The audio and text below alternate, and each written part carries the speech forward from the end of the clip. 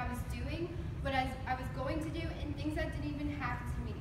It took over my life, and I never had fun because I was constantly worrying. My testimony is one of the prime examples of why Jesus tells us not to worry and how worthless it is.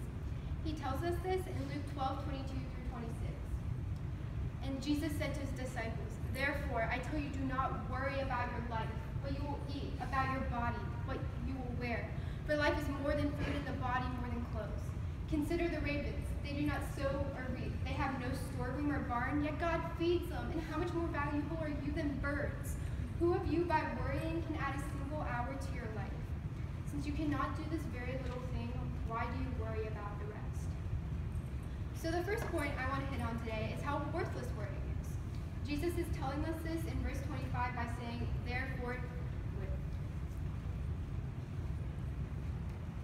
who of you by worrying can add a single hour to your life? The verse is saying that when you're worrying, time doesn't stop. Your life is still going on, but you're missing out because you're worrying. I'm a perfect example of this because it happened to me and I lost part of my childhood because worrying didn't add anything to my life. It just took things away. I was worrying over things I had absolutely no control over, and to be honest, none of us really have control over what's going to happen in our lives. But Jesus has a plan and a purpose for our life. And that leads me into my next point, our purpose in life. So verse 23 says, life is more than food. So I have this apple here, and I want you to imagine that this apple is all you care about and all you've ever worried about.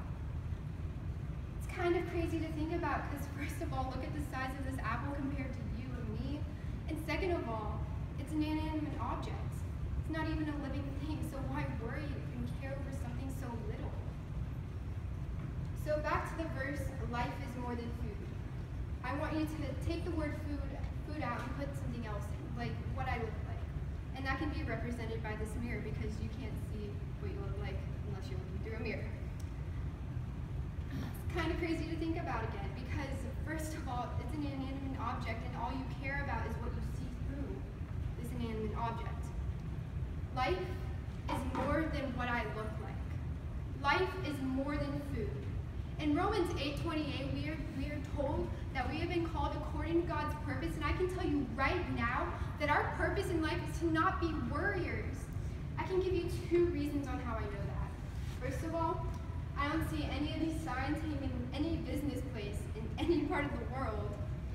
And second of all, Jesus tells us this in verse 22 by saying, "Therefore I tell you, do not worry about your life."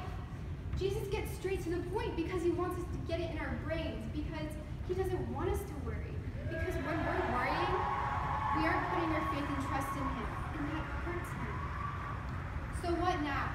What is the solution to worry? Luke 12:31-32 says, "But seek his kingdom, and these things will be given to you as well. Do not be afraid, little flock, for your Father has been pleased to give you the kingdom." When Jesus says, seek his kingdom, he means seek him.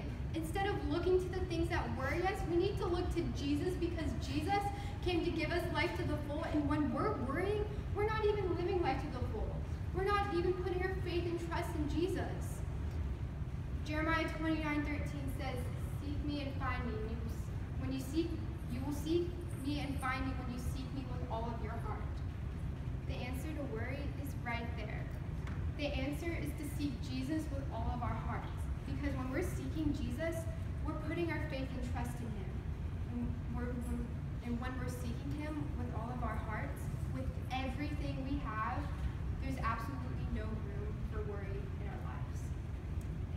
Thank you. Amen.